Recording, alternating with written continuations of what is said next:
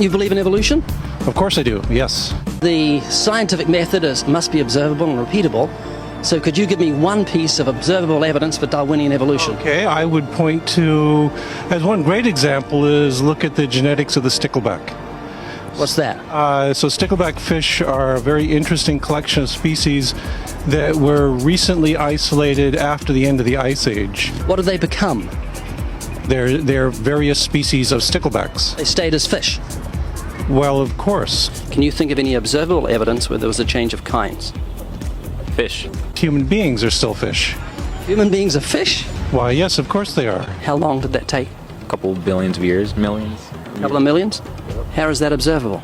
It's not. We came out of the ground as a mammal, and one mammal created... Come out of the ground? Didn't we come out of the sea? Huh?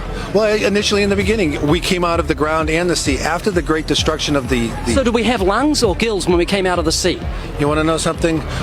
Those that were in the sea, I guess, had gills, and those that were on land had lungs. Who knows that we came out of the sea or we evolved from mammals? So you don't know? Huh? Of course I don't know. I'm accepting that they did their science correctly. Could you give me an example of Darwinian evolution, not adaptation or speciation, but a change of kinds?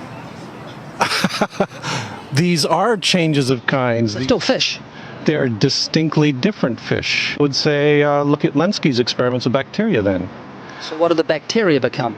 The bacteria are still bacteria, of course. That's not Darwinian evolution. That's not a change of kinds, is it? It is a change. It is a change in the genetic makeup of the bacteria, which They're is still bacteria. So what did the bacteria become?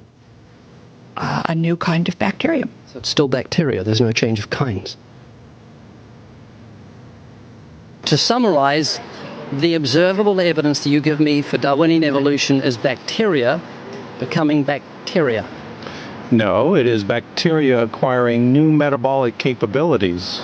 we have an example from a group of birds called Darwin's finches. You take a look at the difference between the finches on the islands that all started out. I mean, that's very, very observable. That's not Darwinian evolution. There's been no change of kinds. What did the finches become? They become genetically new and anatomically new, recognizably different species. So they're still finches? Well, of course they're still finches, yes. There's no change of kind. Little birds that he had observed that What did they become? their beak shapes. They're still birds.